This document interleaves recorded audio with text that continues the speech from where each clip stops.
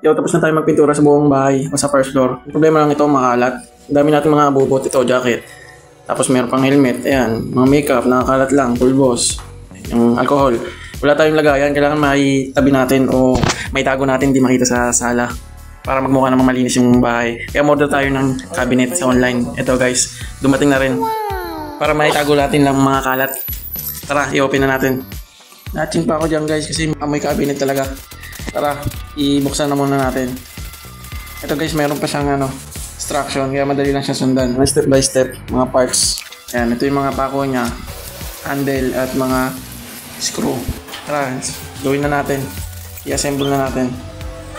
Meron pa tayo dito nakitang tapyas. Ito, nag-iisa lang naman to. Siguro sa pag-deliver dahil sobrang bigat.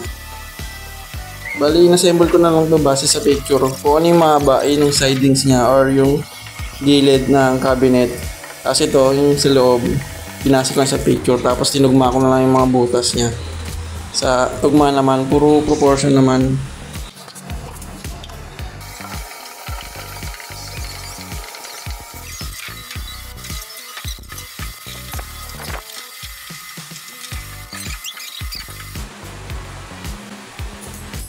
Dito guys, tinututok ng screw. Yan, sa may maliit na butas. Para iikitan na lang natin. Bali, nasa kalahati na tayo ng pag-assemble guys. Kung ano pa yung step 1, yung pa yung nahuli natin. And guys, itong nasa baba. Ito yung pinaka-step 1 talaga guys eh. Nagmamarunong kasi tayo sa instruction eh. Pero okay lang, nagawa naman natin ng maayos. Kaya maganda talaga sinusundan ng step by step eh. Ayan guys. Para may center talaga siya. Yung butas. Kasi hindi natin makikita yung na-assemble na yung kalahati eh. Butas na bilog, pagpapasukan ng screw, saka yung butas na maliit na pagtutusukan ng screw. Center lang yon. Tapos yun na, isikpitan mo lang, madali lang nasundan. Yan, tapos na natin ang katawan, tatayo na natin. Bali yung likod na lang, saka yung harap, yung sliding door niya. Bali sa pagkabit na itong likod, ito manipis lang to eh. Inuna ko yung pagpako sa gitnang ibabaw. Para mabalance ko yung corner, bawat corner, maipantay natin. Tapos pako muna na. Hindi natin ibabaon para madali siyang tanggalin pag hindi siya pantay. Kasi pag nabaon na natin, mayroong tanggalin, masisira na tong kahoy. Kaya kalahati mo lang yung mga ipinako natin. Tapos pag pantay na lahat, saka natin pakuin na ibaon na lahat. Ayan guys.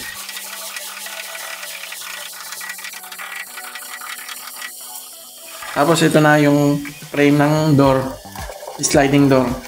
Yung ayaw ko lang dito guys, yung amoy cabinet siya, yung mas malala pa sa amoy cabinet, yung amoy stock talaga na kahoy. Yung kahoy nga pala nito guys, yung kusot lang.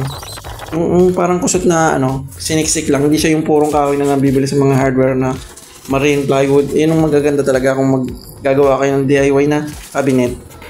Mas matibay yon. Ito guys kasi parang malambot lang to. Pang magaan lang dapat ilalagay. Gaya ng sabi ko, yung mga kalat-kalat lang dito sa sala, mga abubot, mga susi, mga helmet, mga jacket, yun lang mga ilalagay ko dito. Pero kung mabigat guys, hindi to advisable. Pwede siyang masira kasi malambot lang yung kahoy niya. And guys, nailagay na natin yung unang pinto. Yan, na-slide na maayos. Tapos yung second na pinto na ilalagay natin. After natin malagay yung handle niya na. Yan guys, madali lang to. Sa loob pinapasok yung screw. Yan dito, tapos isi-center na lang natin sa handle. I-screw natin. Ganun lang, dalawang screw lang. Tapos higpitan na natin.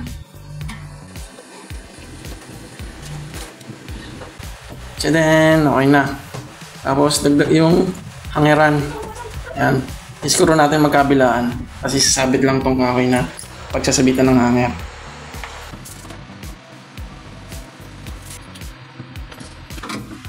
Yan.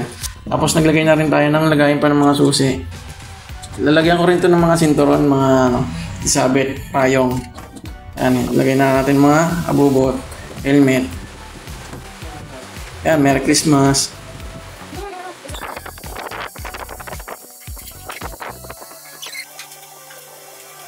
Yan guys, malilinisin natin yung mga abubot. Naglagay na rin pala ako ng suka para mabawasan ng amoy. Totally guys, hindi ko recommended to. Siguro 2 out of 10 yung rate ko dito sa cabinet na to. Hindi siya quality, kaya hindi ko mara-recommend guys. Galing binablog ko na hindi ko recommended. Para malaman nyo lang guys, kung bibili kayo guys siguro wag na. Ito nga, nasira pa yung Christmas tree natin. Didikit ko na lang, nalaglag. Habang nag-aayos ako ng mga gamit sa cabinet nalaglag. Malug-alog pala. Didikit ko na lang. Ito.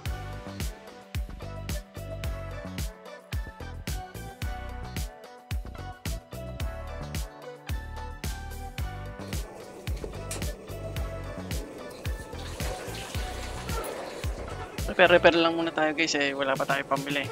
Okay naman na to, matagal na. Saka tipid pag maliit lang yung bahay natin kaya maliit na yung Christmas tree natin. Nasa 3 years na rin tong Christmas tree ko guys tipid na rin, hindi na kailangan bumili ng bako dahil walang pambili.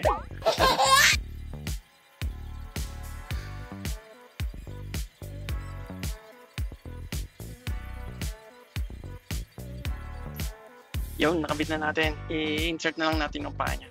Yan, tapos pwede natin ibalik. Yan guys, tapos lagyan na natin yung mga abubot niya.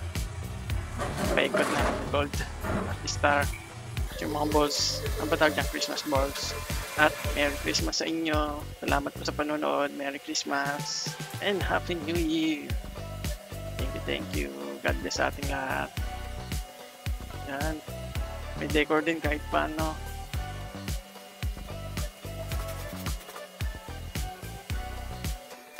May mga regalo tayong maliliit. Ayan guys, kulay silver. Binalutan natin ng gift wrap. Merry Christmas. Salamat sa panonood.